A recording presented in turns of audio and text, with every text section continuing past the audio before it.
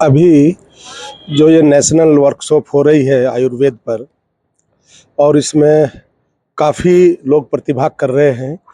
ये हमारा सौभाग्य है क्योंकि मोदी जी की सरकार, केंद्र की सरकार और धामी जी की सरकार आयुर्वेद को बढ़ावा देने के लिए बहुत सी योजनाएं चला रही है। और मैं यही कहूँगा कि वास्तव में आयुर्वेद एक शाश्वत विजय है बीमारी पर। जब हम बीमार रहते हैं तो आयुर्वेद शाश्वत विजय है और एलोपैथिक क्षणिक विजय है।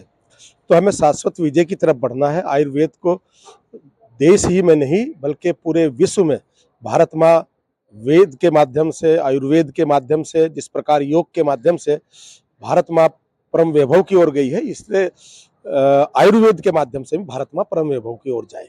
क्या लगता है आगे हरिद्वार में भी इस प्रकार के कार्य होते रहेंगे, जैसे बिल्कुल बिल्कुल, लोगों में थोड़ा आयुर्वेद के प्रति जिज्ञासा उठे? ये एक शुरुआत है। और ये जो संगठन बना है, संगठन के माध्यम से हमारे मनोज तोमर जी मेरे भाई हैं। वास्तव में पूरे आयुर्वेदाचार्यों को इकट्ठा करके एक ताकत के साथ हम इस शाश्वत विजय की तरफ बढ़ेंगे, आयुर्वेद बढ़ेगा।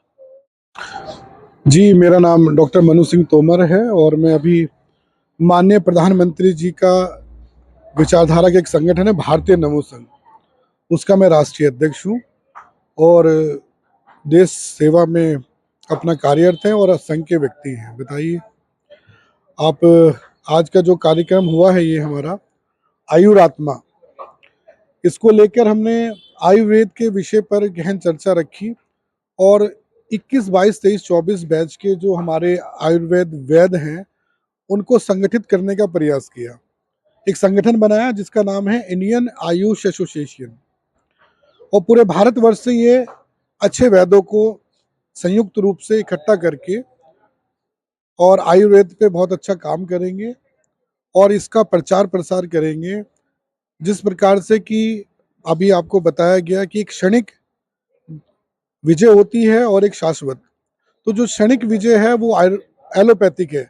आपको पेन हुआ, आपने दवाई खाई पेरासिटामोल या डाइक्लोफेनिक सोडियम, आपको आराम मिल गया पर थोड़ी देर के लिए, उसका परमानेंट इलाज वो नहीं है। परमानेंट इलाज के लिए, उस घाव को भरने के लिए, उस बीमारी को संपूर्ण जड़ से समाप्त करने के लिए आयुर्वेद पद्धति में तमाम तरह के उपचार और उपाय हैं, उनका प्रचार प्रसार ये संगठन करेगा। और साथ में जो वैद्यों की आज की जो समस्याएं हैं, कहीं ना कहीं पिछड़ता जा रहा है जो आयुर्वेद हमारा, उसको आगे बढ़ाने का प्रयास है। चूंकि हम ये मानते हैं कि यदि अगर विश्व में भारत को विश्व गुरु बनाना है तो आयुर्वेद इसका प्रथम माध्यम हो सकता है।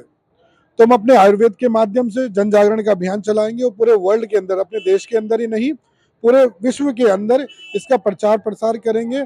और इस संगठन के माध्यम से जितने हमारे देश में पद्धति और वैद्य हैं उनको संगठित करके हम पुनः जो है भारत को एक नव निर्माण करेंगे। और हम चाहेंगे कि जैसे नरेंद्र भाई मोदी जी बोलते हैं, देश के प्रधानमंत्री, कि स्वस्थ भारत होगा तभी समृद्ध भारत होगा। तो वो समृद्ध भारत को बनाने के लिए, प्रगतिशील भारत को बनाने के लिए हमें आने वाली पीढ़ियों को स्वस्थ रखना होगा और अपने बुजुर्गों को भी काफी लंबे समय तक स्वस्थ रखना होगा। उसकी वजह रहेगी हमारा आयुर्वेद, ताकि जो पुरातत्व हमारा ज्ञान है वो हम तक पहुंच सके।